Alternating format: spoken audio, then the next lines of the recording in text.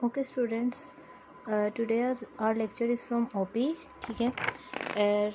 Open up the page number 10. Across the Indus. Across the Indus is basically a poem written by Shahid Hussain. And before starting the poem, first we let us know what is the Indus River. Indus River basically the longest river in Asia, and it flows through China, India and Pakistan. ठीक है, मतलब Asia का सबसे बड़ा river जो है वो Indus river है. अब पोइट ने पोइम स्टार्ट करने से पहले कहा है, this poem across the Indus expresses feeling similar to Imran Khan's feeling in summer in Murree. ने कहा है कि इस पोइम में जो पोइम का राइटर है वो सेम अपनी फीलिंग्स एक्सप्रेस कर रहा है जैसा कि इमरान खान ने समर इन मरी में अपनी फीलिंग्स को एक्सप्रेस किया था. कि जिस तरह जैसे वो मरी में एंटर होते हैं तो उनकी फीलिंग्स चेंज हो जाती है, उनको एक प्लेजेंट एनवायरनमेंट मिलता है, हर तरफ ग्रीनरी होती है, हर तरफ हिल्स एंड माउंटेन्स हैं, तो वो उनका एक माइंड बिल्कुल फ्रेश हो जाता है. बजाय इधर की समर्स की निस्बत वो उधर जाके बहुत ज़्यादा प्लेजेंट फील करते हैं. Okay, let us start our poem. How beautiful it seems. How beautiful it seems. Seems means देखने में कितना खूबसूरत है. That crowded festering insistent city. ठीक है, अब जो फर्स्ट वर्स है उसमें जो पोइट है बेसिकली वो हमें यही बताएगा कि जो यहाँ पर सिटीज़ हैं वो क्या है, बहुत ज़्यादा वहाँ पर गर्मी है, डर्ट है और बहुत ज़्यादा हर वक्त क्राउड रहता है वहाँ पर और वो बहुत ज़्यादा बिजी हैं.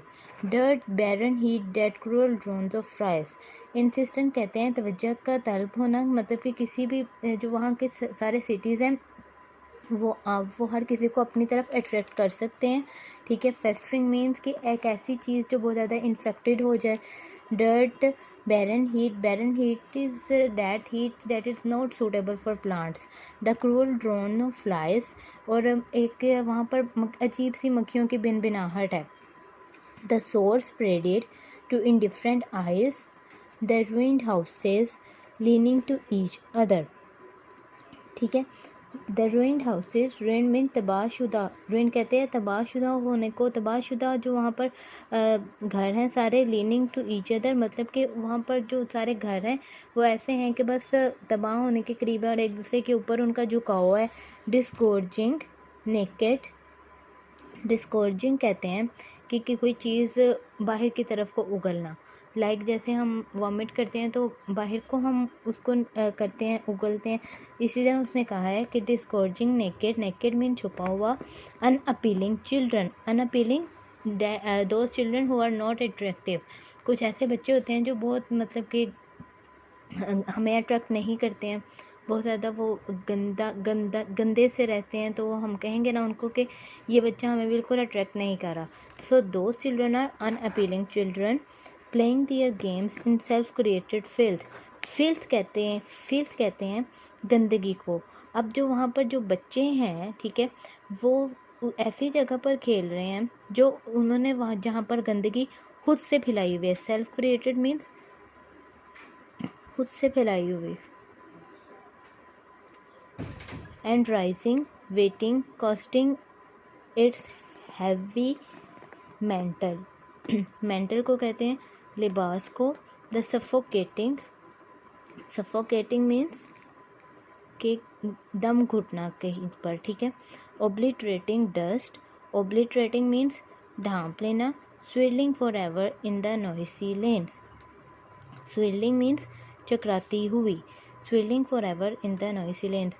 इट्स मीन कि फर्स्ट पैराग्राफ में अब उसने आपको बताया है कि before crossing the Indus river ने कहा है कि वहाँ पर जो लोग रहते हैं वो यानी कि बैंक ऑफ द रिवर के पास जो लोग रहते हैं वहाँ पर बहुत ज़्यादा गंदगी है, हर तरफ मतलब कि डर्ट है और इतनी ज़्यादा वहाँ पर गर्मी है, सूरज की बहुत ज़्यादा तेज़ रोशनी है. और जो लोग वहाँ पर घर हैं वो भी तकरीबन ऐसे हैं कि जैसे एक दूसरे के ऊपर गिरे हुए हैं. बच्चे वहाँ पर जो हैं वो खुद से गंदगी फैलाते हैं और फिर उसी गंदगी में गेम्स खेलते हैं. तो that is not suitable environment.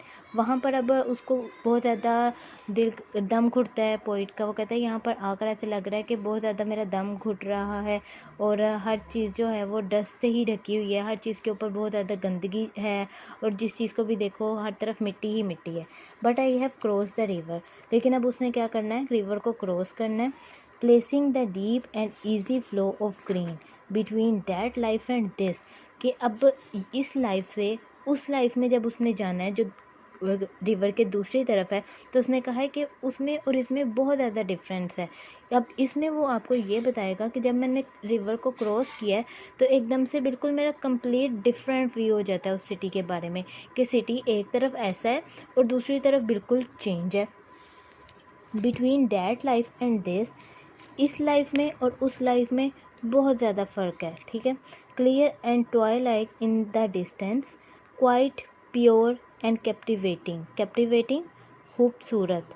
Lies the city gracefully the houses, ठीक है, lies the city gracefully the houses. अब उसने कहा है यहाँ पर जो सिटी है वो इतने खूबसूरत हैं और उधर के घर इतने खूबसूरत हैं कि जो घर हैं वो उस सिटी की खूबसूरती में और ज़्यादा इजाफा कर रहे हैं। अब आगे उसने क्या कहा है, जोसल ईच अदर, ठीक है। जोसल का मतलब होता है धक्का देना किसी चीज़ को। Each other to the river's brink means edge of the top. ऐसे लग रहा है कि हर चीज़ रिवर के एज की तरफ को ही है और बहुत ज़्यादा उसको अट्रैक्ट कर रहा है रिवर, और हर चीज़ ना बहुत ज़्यादा खूबसूरत दिखाई दे रही है उस वजह से। So the Indus mirrors those dirty shadows like a dream in crystals and the ugliness I saw and came away from along the placid water flows away। तो उसने कहा कि जो मैंने एक अगलीनेस कहते हैं बदसूरती को, बदसूरत होना, ठीक है। प्लेसिड पुरस्कून, ठीक है, प्लेसिड कहते हैं पुरस्कून होने को। अब उसने कहा है कि जो मैंने एक बदसूरती कह लें आप या गंदगी कह लें उस तरफ को देखी थी, मुझे ऐसे लगा कि जब मैं पानी के बहाव के साथ दूसरी तरफ आया हूँ तो वो बिल्कुल एक खूबसूरती में बदल गई है। सब कुछ एक बिल्कुल चेंज हो गया, जैसे एक शेडो था, मेरे शेडो था वहाँ पर, एक बिल्कुल डर्टी शेडो था, यहाँ पर मैं आया हूँ तो बिल्कुल एक क्रिस्टल क्लियर शेडो है, साफ़ सुथरा शेडो मुझे नज़र आ रहा है जैसा कि उसमें, ठीक है। तो अब बेसिकली इस पोइम का मकसद यही था कि उसने आपको ये कहा है, बेसिकली उसने आपको ये कहा है कि मैंने वहाँ पर एक चीज़ ये भी नोट की है जब मैं उस साइड पे था, कि जो लोग वहाँ पर बैंक के साथ रह रहे हैं रिवर के, उनके पास इतनी फैसिलिटीज़ नहीं हैं, ठीक है, लेकिन वो फिर भी वो लोग बहुत ज़्यादा खुश रह रहे हैं। कोई खेल रहा है, कोई कुछ कर रहा है, मिलकर वो ज़िंदगी गुजार रहे हैं और वो बहुत ज़्यादा अपनी लाइफ से सेटिस्फाई हैं। और जैसे ही मैं रिवर को क्रॉस करता हूँ तो दूसरी तरफ एक बिल्कुल ही चेंज वर्ल्ड है, हर तरफ खूबसूरती है, ग्रीनरी है। तो ये सब कुछ क्या है, उसने आपको बताया कि ये सब कुछ है कि यही एक नेचर है कि एक तरफ और नेचर है, दूसरी तरफ बिल्कुल और है, ठीक है। तो बस उसने यही आपको इस पोएम में बताया है। अब come to the next page number 11। Here the words you must write down its meaning, ठीक है। एंड पेपर में आपको ये मीनिंग, जैसे मैंने पहले भी आपको बताया था कि पेपर में आपको ये meaning in the form of column, in the form of MCQs और किसी भी फॉर्म में आ सकते हैं। So just learn the meanings of the single word, okay. The first word is festering, मैंने उसके सामने ही उसका मीनिंग लिखा हुआ है। सो आप लोग अपनी बुक्स में ये मीनिंग्स को लिखेंगे। फेस्टरिंग कहते हैं बिकम इंटेंस और वर्स्ट, ठीक है, कि मतलब कि कोई चीज़ बहुत ज़्यादा ख़राब हो जाना। मैंने पहले भी बताया था फेस्टरिंग कहते हैं कोई चीज़ बहुत ज़्यादा इन्फेक्टेड हो जाती है जब। ड्रोन कहते हैं अलो हमिंग साउंड, मतलब कि हमने वहाँ पर पढ़ा था ड्रोन ऑफ फ्लाइज, मक्खियों के वो जो हम गट्टे से बंद कराते हैं वो उनकी एक बिनबिनाहट सी, ठीक है। Indifferent having no particular interest. Disgorging means pour out, मतलब कि किसी चीज़ को बाहर की तरफ उगलना, पोर आउट बाहर के निकालना। ओब्लिटरेटिंग वाइप आउट, ओब्लिटरेट का मतलब होता है किसी चीज़ को ढांपना, कवर करना। वाइप आउट मीन्स कि उसको हम ऐसे कवर कर देंगे, ओब्लिटरेटिंग वाइप आउट। अगेन मैं रिपीट कर देती हूँ, फेस्टरिंग बिकम इंटेंस और worse, drone a low humming sound, indifferent, having no particular interest, discouraging, pour out, obliterating, wipe out. यहाँ तक सब बच्चे अपना काम कंप्लीट कर लेंगे एंड आफ्टर नेक्स्ट डे हम इस पोइम की समरी लिखेंगे। और समरी क्या होती है कि जो पोइम उसने आपको बताई है इधर सारी, उसको हम बताएंगे कि उसमें उसका मेन आइडिया क्या है, पोइट का क्या थीम था, उसने हमें क्या बताने की कोशिश की, उसको हम अपने वर्ड्स में लिखेंगे। ठीक है, so it's a first time for you. तो मैंने आपको बता दिया कि समरी किसको कहते हैं।